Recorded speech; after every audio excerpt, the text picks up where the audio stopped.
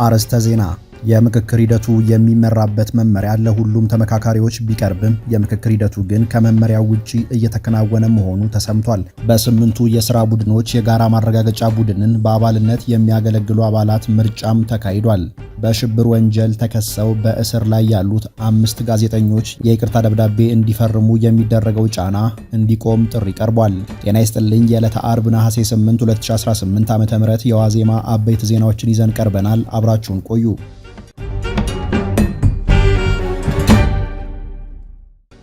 በምክክሩ በስምንቱ የሥራ ቡድኖች የጋራ ማረጋገጫ ቡድንን በአባልነት የሚያገለግሉ አባላት ምርጫ መካሄዱን ዋዜማ ሰምታለች። ኮሚሽኑ ቀደም ብሎ ይፋ ባደረገውና የአባላቱን ምርጫ አስመልክቶ አቅጣጫ ባስቀመጠበት ሰነድ መሰረት ከእያንዳንዱ የሥራ ቡድን ለጋራ ማረጋገጫ ቡድኑ የሚመረጡ 15 ተመካካሪዎች ከሁሉም ክልሎች፣ ከተማ አስተዳደሮችና ከፌዴራል መንግስት የሚወጣጡ እንደሚሆኑ ቢጠቁሙም ይህ አቅጣጫ በአንዳንድ የሥራ ቡድኖች ተግባራዊ አለመደረጉን ምንጮች ተናግረዋል። የኮሚሽኑ አቅጣጫ መሰረት በማድረግ ምርጫ ያከናወኑ ቡድኖች ቢኖሩም በአንዳንድ ቡድኖች ግን የሥራ ቡድኑን ምክረ ሐሳብ ለማጠናከር ከተመረጡ 30 ተመካካሪዎች መካከል 15ቱ የጋራ ማረጋገጫ ቡድን አባል እንዲሆኑ መመረጣቸውን ሰምተናል። በዚህም ከአንድ የሥራ ቡድን እስከ 5 የሚደርሱ ከአንድ ክልል የተወከሉ ተመካካሪዎች የጋራ ማረጋገጫ ቡድን አባል እንዲሆኑ ተወክለዋል። ይህ ቡድን ሁሉም የሥራ ቡድኖች ያዘጋጇቸውንና ያጸደቋቸውን የምክረ ሐሳብ ቃለ ጉባኤዎች በማናበብ እርስ በርሳቸው የማይጋጩ ወጥ ሰነዶች እንዲሆኑ የማድረግ ኃላፊነት ያለበት ሲሆን ቡድኑ ለየሥራ ቡድኖቹ ያዘጋጀውን ረቂቅ ሰነዶች ለየሥራ ቡድኖቹ የሚያቀርብ ሲሆን መስማማት ላይ ከተደረሰባቸው ወጥ የሆነ ሰነድ በማዘጋጀት ለጠቅላላ ጉባኤው ማቅረብ ይኖርበታል። የጋራ ማረጋገጫ ስርዓቱ በትንሹ 8 ቀናትን እንደሚፈጅ ኮሚሽኑ ቀደም ብሎ አሳውቆ የነበረ ቢሆንም የቡድኑ አባላት ምርጫ በተካሄደ በስድስተኛው ቀን ማለትም ነሐሴ 12 ቀን የሚዘጋጀውን ረቂቅ ሰነድ ለየሥራ ቡድኖቹ እንዲያቀርብ አቅጣጫ መቀመጡን ሰምተናል።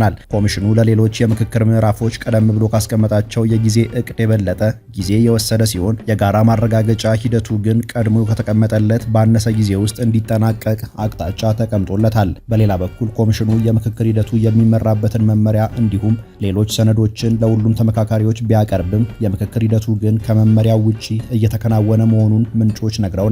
ጉባኤው ውሳኔ የሚሰጥበትን አሰራር ያበጀውና 75 በመቶ ድምፅ ለውሳኔ ብቁ የሚያደርግ መሆኑን ገልጦ የነበረው ኮሚሽኑ እስካሁን ይህ አሰራር ተግባራዊ አላደረገም።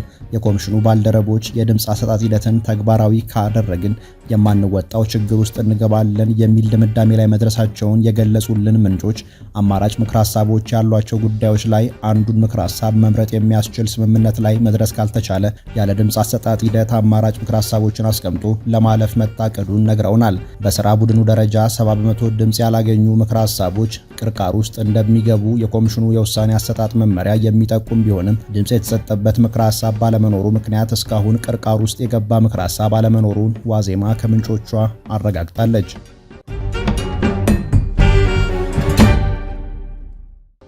በሽብር ወንጀል ተከሰው በእስር ላይ ያሉት 5 ጋዜጠኞች የይቅርታ ደብዳቤ እንዲፈርሙ የሚደረገው ጫና እንዲቆም ሲፒጄ ጥሪ ያቀረበ።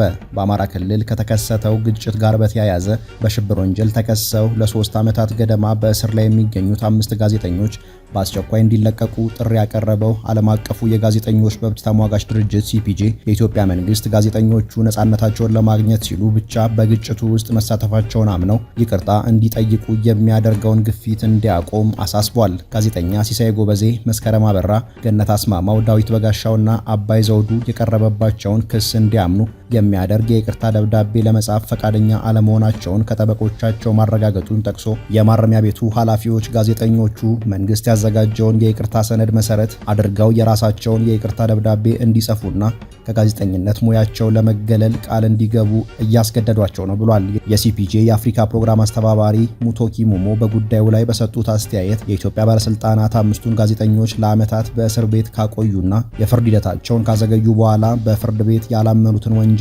እንዲያምኑ ለማስገደድ እየሞከሩ ነው። ይህ ማፌዝ ነው ብለዋል።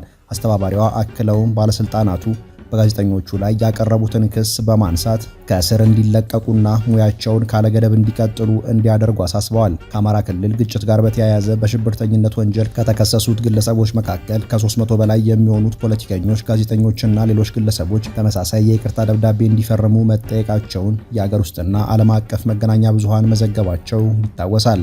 ይህ በእንዲህ እንዳለ በኢትዮጵያ ያለው የመገናኛ ብዙሃን ምህዳር በከፍተኛ ሁኔታ እየጠበበ መምጣቱን ድንበር የለሽ የጋዜጠኞች ቡድን RSF ባወጣው መግለጫ እንዳመለከተው በኢትዮጵያ ውስጥ በነጻነት የሚሰሩ የዜና ማሰራጫዎችን ለማፈንና የጋዜጠኞችን ስራ ለማደናቀፍ ያለሙ ተከታታይ ጫናዎች ተበራክተዋል። በነሐሴ ወር መጀመሪያ በአዲስ ስታንዳርድ ዋና አዘጋጅ ዮናስ ከድር ላይ በመንግስት ጸጥታ አካላት እገታና ፍተሻ መካሄዱን ጠቅሶ የተለያዩ የሥራ ማስኬጃ ቁሳቁሶች መዘረፋቸውንና ተቋሙ በጸጥታ አካላት አስገዳጅነት ለ16 ዓመታት ሲሰራበት የቆየውን ቢሮ እንዲለቅ ማሳሰቢያ እንደተሰጠው አስታውቋል።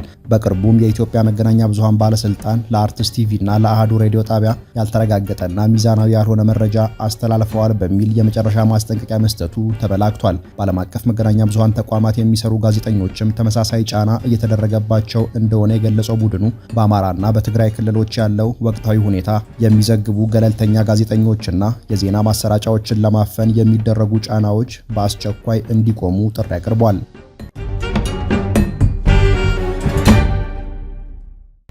የሳውዲ አረቢያ የድንበር ጠባቂዎች 200 ኪሎ ግራም ጫት ሲያዘዋውሩ የነበሩ 9 ኢትዮጵያውያንን በቁጥጥር ስር መዋላቸው ተገለጸ።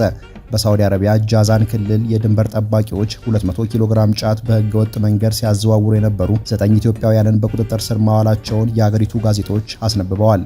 የአገሪቱን የድንበር ጠባቂዎች መመሪያ ዋቢ አድርገው የዘገቡት የአገሪቱ ጋዜጦች በቁጥጥር ስር በዋሉት ኢትዮጵያውያን ላይ የመጀመሪያ ደረጃ የህግ ሂደቶች መጀመራቸውን ጠቁመዋል። የሳውዲ አረቢያ የጸጥታ አካል የአደንዛዥ እጽ አዘዋዋሪዎችንና ነጋዴዎችን ለመጠቆም የሚያስችል የስልክ መስመር ይፋ ማድረጉን ያስታወቀ ሲሆን ጥቆማ ለሚሰጥ ማንኛውም ዜጋ የህግ ከለላ እንደሚሰጥም ጠቅሷል።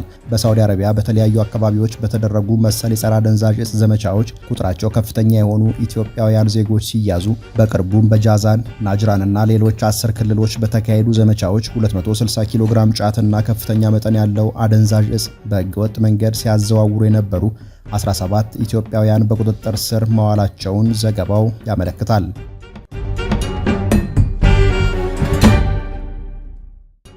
ኢትዮጵያና ማላዊ ህገወጥ የሰዎች ዝውውርን በመከላከል ዙሪያ በጋራ ለመስራት የሚያስችላቸውን ስምምነት መፈራረማቸው ተገልጧል። ኢትዮጵያና የማላዊ ሪፐብሊክ መንግስት በፍልሰት አስተዳደር በህገወጥ መንገድ ድንበር ማሻገር ወንጀሎችን በጋራ ለመከላከልና ለመቆጣጠር የሚያስችላቸውን የመግባቢያ ስምምነት በፍትህ ሚኒስቴር ተፈራርመዋል።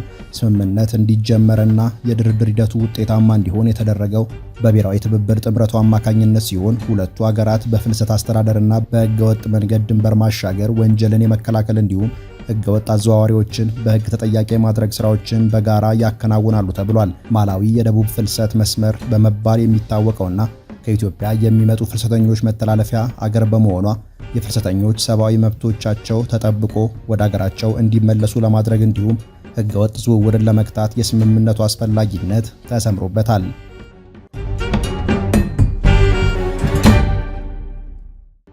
ከዕለቱ ሩጫ ፋታ ወስዳችሁ ዘና እንድትሉ ጥቂት ጥቆማዎችን እንስጣችሁ።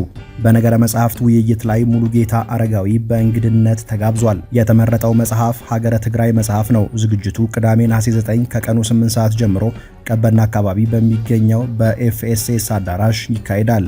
የክረምት አልባሳት ኤግዚቢሽን ተዘጋጅቷል። የሀገር ውስጥ አልባሳትና ምርቶችን የሚያስተዋውቀው ትሪድስ ኦፍ አዲስ በሚል ስያሜ የተዘጋጀ አውደ ርዕይ ቅዳሜ ነሐሴ 9 ቀን 2018 ዓ.ም ከረፋዱ 4 ሰዓት እስከ ምሽት 12 ሰዓት በሃኑ ቤት ይካሄዳል።